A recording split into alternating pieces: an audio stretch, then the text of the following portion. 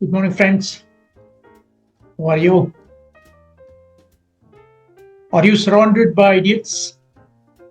A very provocative question, is it? Yes, when we are working in a group setting, we'll be mixing up with different types of people. And if you fail to understand and manage them properly, and we are forced to brand them as idiots. But they are not actually like that. It's our misunderstanding and failure to navigate the relationships result in this kind of a frustrated scenario. So let's try to understand the strategies to deal with this type of people.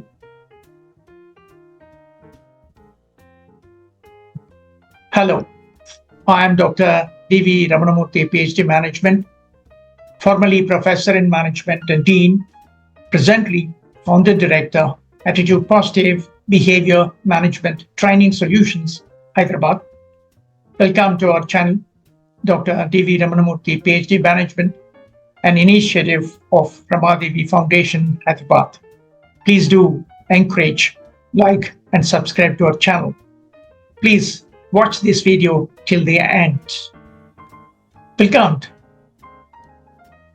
to this video discussion, which highlights the frustration many people feel when dealing with others who have different communication styles or personality traits, and suggest strategies to deal with such type of people. Idiocy often stems from misunderstandings due to some differences like this. Let's try to understand different types of people surrounding us: the reds, the yellows, the blues, and the green. Let's try to understand the simpler characteristics of these two people, four types of people when you confront with. The first strategic lesson would be to understand the four different behavioral types of people. The reds, they are direct and action-oriented. The yellows, they are very optimistic and enjoy social relationships. The blues, they are very much analytical and detail focused. And the greens are very harmonious and easygoing individuals. For example, in team meeting, a red might push for quick decisions, while a blue will want a thorough analysis. Strategic lesson 2. Tailor your communication to each type of people. It is something like customization of your communication style according to the situation. Understand the styles needed for you to practice. Reds, direct communication and clear instructions. The yellows, enthusiasm and positive reinforcement. Blues, detailed information and logical reasoning. Greens, collaboration and a friendly atmosphere. For example, when dealing with tasks, give reds a clear goal. Provide yellows with encouragement. Offer blues detailed guidelines and approach greens with a collaborative mindset. Strategic lesson 3. Focus on behavior, not labels. Behavior over labels is important. Use the framework to understand communication styles and not to judge personalities. For example, instead of calling someone a typical yellow, recognize their enthusiasm and channel it towards team motivation. Strategic lesson 5. Actively listen. Active listening solves many problems in understanding. Do not undermine the power of active listening under any circumstances. Pay close attention to verbal and non-verbal cues.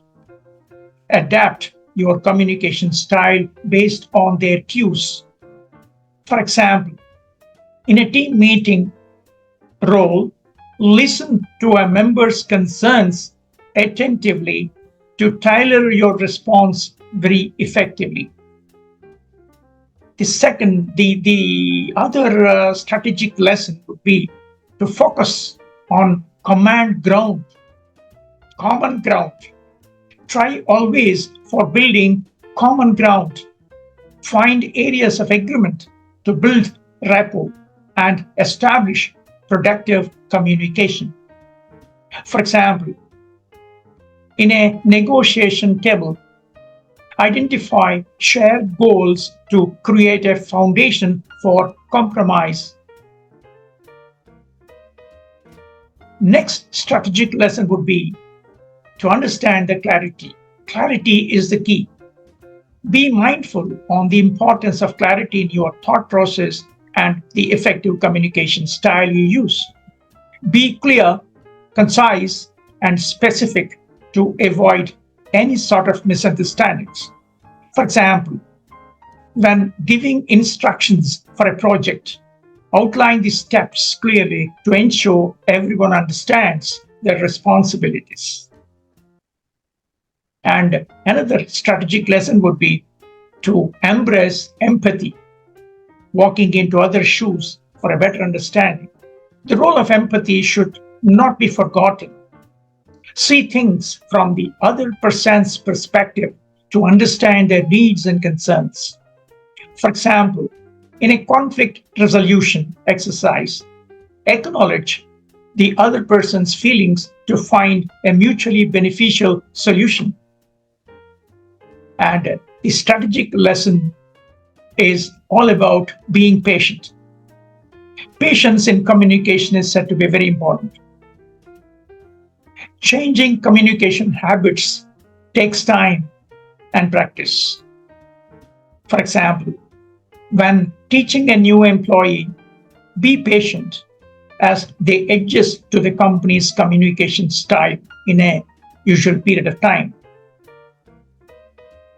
Next strategic lesson would be to practice effective feedback. Constructive feedback is important always. Receive and deliver feedback constructively, focusing on specific behaviors and offering suggestions for improvement. For example, in a performance review exercise, highlight specific achievements and areas for growth with actionable advices. And forget not, the strategic lesson would be to manage your communication with your own communication style. Self-awareness in communication is very much needed. Be mindful of your own communication tendencies and adjust your approach for better interaction. For example, if you tend to be very direct, soften your approach when speaking to a green personality to foster a more positive change and accordingly dealing with others too.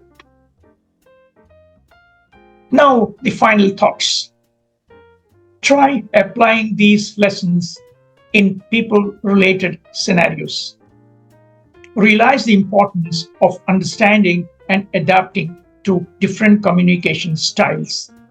Encourage ongoing practice and self-reflection to improve your interpersonal interactions and effectiveness. Apply these lessons in your daily interactions and observe the positive impact on your relationships.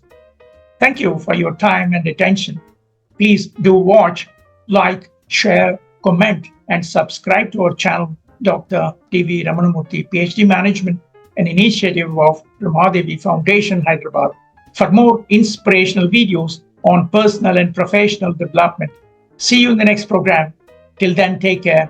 Good luck.